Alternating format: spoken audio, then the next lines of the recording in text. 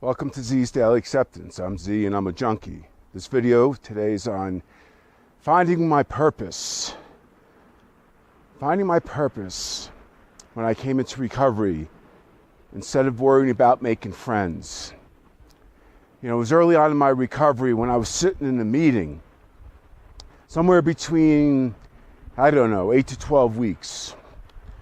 I was sitting in this meeting 8 to 12 weeks into my recovery, and I heard this guy share. And part of his share, he mentioned, I didn't come into a fellowship, whatever your A may be, okay? I didn't come into this fellowship to make friends. I came into this fellowship to find my purpose. I so needed to hear that at that point. I so needed to hear that because the people I walked in with, the doors of recovery with, I was slowly drifting apart. They were going their way, I was going my way. We all have our own reasons why we come into recovery. But I so needed to understand at that point, I didn't come into recovery to make friends.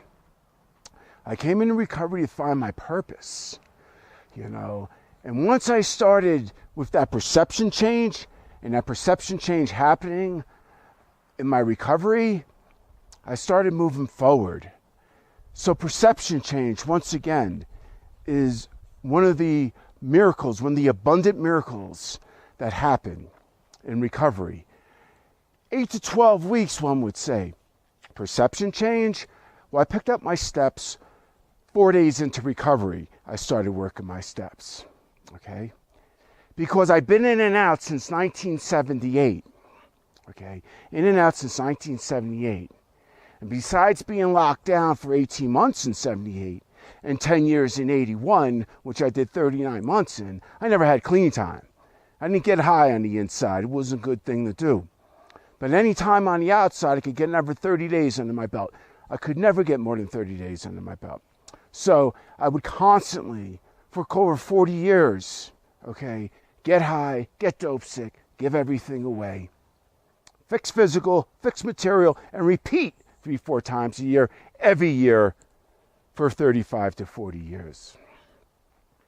Exhausting jails, institutions, and death for everything they don't have to offer. So when I came in this time, okay, and now that I'm counting years instead of days, I can actually see what's revealed to me by initial revealings, like that initial revealing coming in to find my purpose instead of making friends.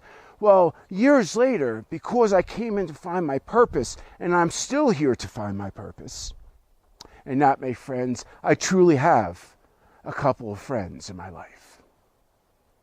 Because I came in to find my purpose and didn't care about making friends and having that perception change somewhere around 8 to 12 weeks in, I truly have some friends. Another thing that it revealed to me was between that saying that I heard, okay, and service, is that I don't make things. I always thought I had to make things happen. When I went to service commitments in the beginning, I always thought I had to make something happen when I got there. Like I made anything, I never make anything happen. And that was a great revealing. So what I'm getting back to the initial is that I don't make friends. I understood that concept. I don't make friends. By staying in my purpose, friends become friends. Perception change. See, I always thought I had to make friends. But how do you know when you don't know until you know? But once you know, you can't act like you don't know anymore. That's why a lot of people stay stuck like Chuck, not knowing. That complacency, that comfortable complacency of not knowing. In order to get to an authentic complacency in life, there's going to be a real uncomfortability. And let's face it, a lot of us ain't to do with it. Some of us are. But that was very, very important to me. To this day, I'm not here walking this planet to make friends because, one, I can't make anything. Friends become friends. So finding my purpose, that's why I came into recovery.